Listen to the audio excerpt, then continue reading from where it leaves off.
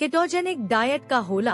Ketogenic डाइट जेकरा के अक्सर केटो डाइट कहल जाला, एकरा में कार्बोहाइड्रेट के कम करे आ वसा बढ़ावे के काम होला।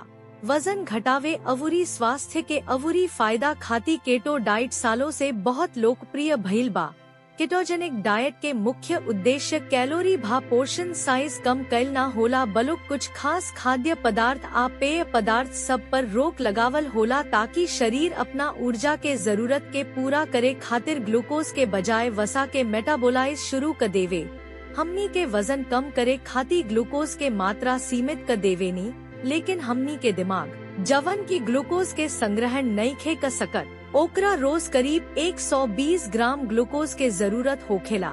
ऐसे उ ग्लूकोज के मांग शुरू कर देवेला।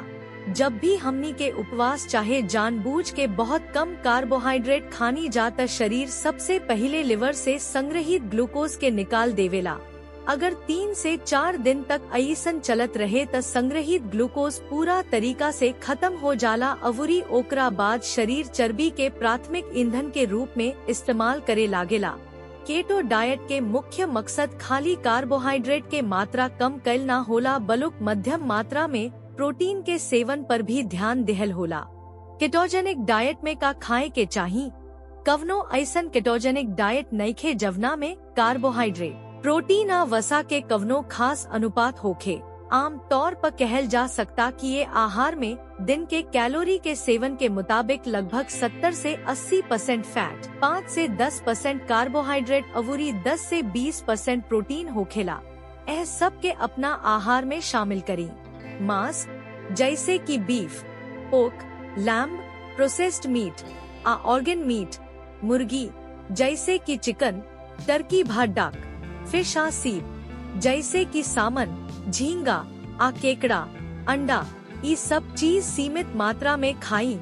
सलाद सब्जी जैसे कि पत्ता वाला साग, पालक, खीरा आ सेलरी, बिना स्टार्च वाला सब्जी जैसे कि फूल गोभी, ब्रोकोली, शतावरी, फल, पनीर, एवोकेडो, मक्खन, क्रीम, मेयोनेज आ तेल, जैतून, ऑलिव्स। केटो डाइट वजन घटावे, मानसिक स्पष्टता अवूरी डायबिटीज के प्रबंधन में मदद कर सकता, लेकिन एकरा के शुरू करे से पहले सही शोध अवूरी परामर्श करी।